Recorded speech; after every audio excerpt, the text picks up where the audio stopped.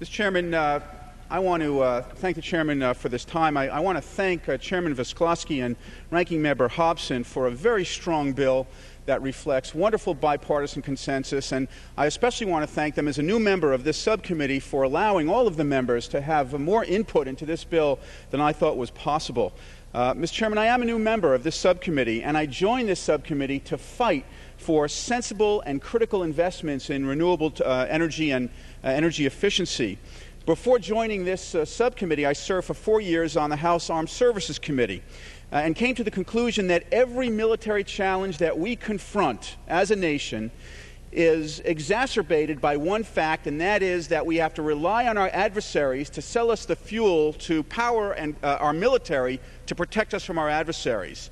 Now, this has been a 30-year problem. 30 years ago, President Carter addressed the nation, declared the moral equivalent of war on foreign oil, and the only thing we've been able to do in the past 30 years since then is to double the amount of our oil imports from the Middle East and cut renewable energy investments by 80%. We've had 30 years of missteps, backsteps, and half-steps.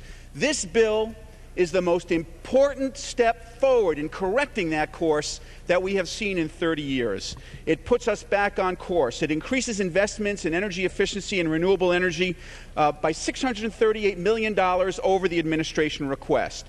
It inserts language that I requested to create a new Federal Advisory Council on investment and finance so that we can unleash the entrepreneurial spirit of the investment community in helping us to solve this problem.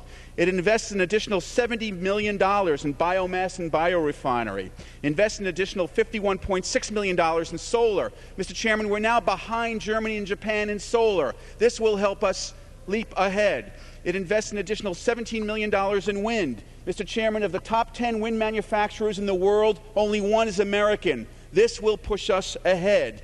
It invests an additional $59.7 million in vehicle technologies. Mr. Chairman, we are now falling behind Japan in the development and manufacturing of an advanced battery capable of deploying plug-in hybrids. This will give us an important boost.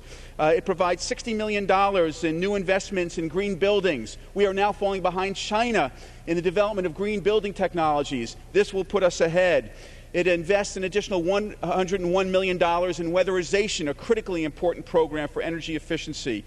This solves a fundamental military problem that we have confronted, and that problem is this. We are now borrowing money from China to fund our military, to buy oil from the Persian Gulf, to fuel our Air Force, to protect us from China and the Persian Gulf.